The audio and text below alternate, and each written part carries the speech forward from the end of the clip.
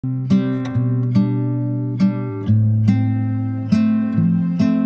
it comes to anime-based films that have been, truly, one would say, influential when it comes to, in a way, saying, hey, this is a film that people come back to, that they, when they think of anime-based films, this is one of them. In this case, we're looking at the film Ghost in the Shell from 1995.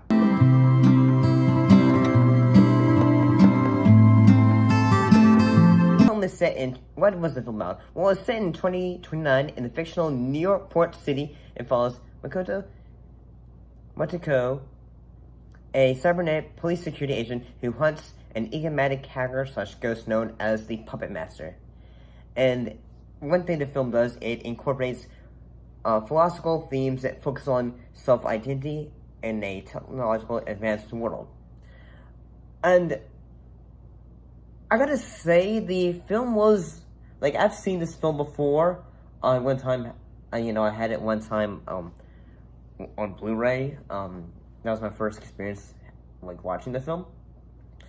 And I still gotta say, this film still is pretty great, in that, even, when there are moments of the film, which are just, sequence of, backgrounds, say, here's a shot of the environment of, say, the city and all that.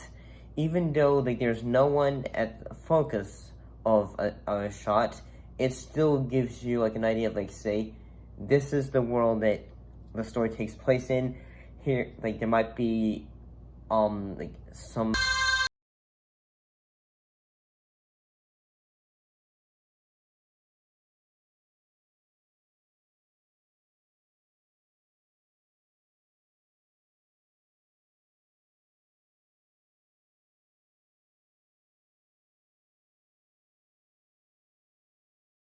hey, we may think, oh, hey, there's, say, advanced, folks that have, are part machine, but at the same time, there could be the idea of the world's not as safe as we might perceive it to be.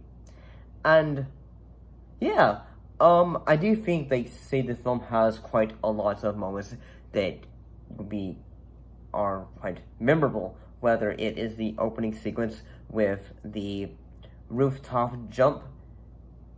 That, even if you have not seen this film, that is still something that is, that will stick with you, with her jumping away and, her slowly turning invisible. You'll be killed if you return. I'm warning you to watch your comments. Our country is a peace-loving democracy. Of course it is. The window! Shoot!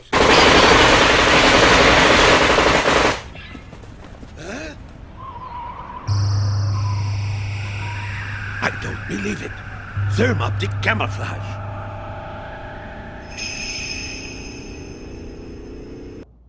It's still an eye-pleasing film to look at. Along with when we have the moment when they are on the boat and they're just talking about philosophy, about say, hey, yeah, maybe we're part machines, but if we just retired suddenly, we'd have to lose our sense of being.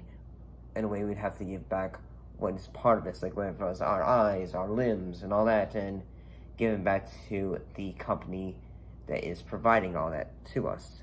Look at us, for example. We're state-of-the-art. Controlled metabolisms, computer-enhanced brains, cybernetic bodies. Not long ago, this was science fiction. So what if we can't survive without regular high-level maintenance? Who are we to complain? I suppose an occasional tune-up is a small price to pay for all this.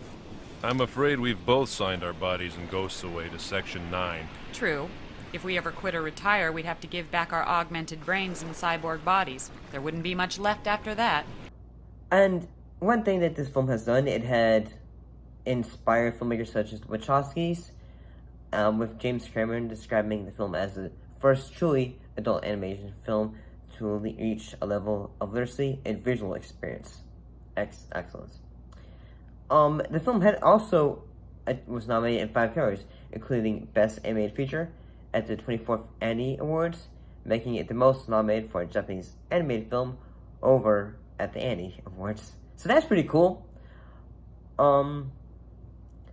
Yet there are some moments that I think like, whoa. Like, in such as the big ending with the, spider robot with, the puppet master, and, yeah.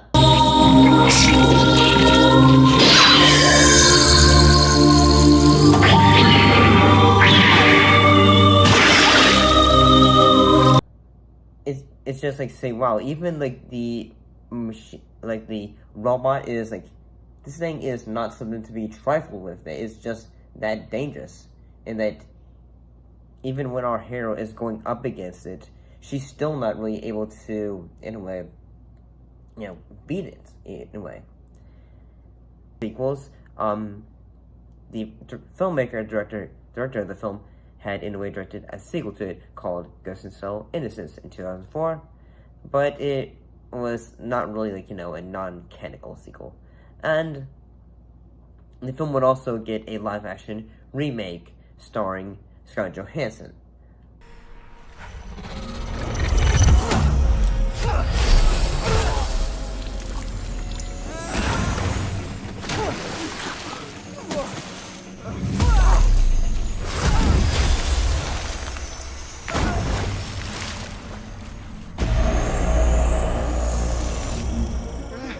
I think, like, when it comes to anime-based films, I think I saw that first around the same time as when I first saw this film. But, yeah, I feel like this film still has a lot of great moments to it that are just a visual treat. And at the same time, when it's talking about philosophy and all that, yes, like, you're probably feeling like saying, I would rather go back and just watch the moments of action that it has, but at the same time, like, when it does have these moments of just sitting down and talking about ideas, they are fairly intriguing. But what are your thoughts on the film? Have you seen the original Ghost in the Shell? See you next time.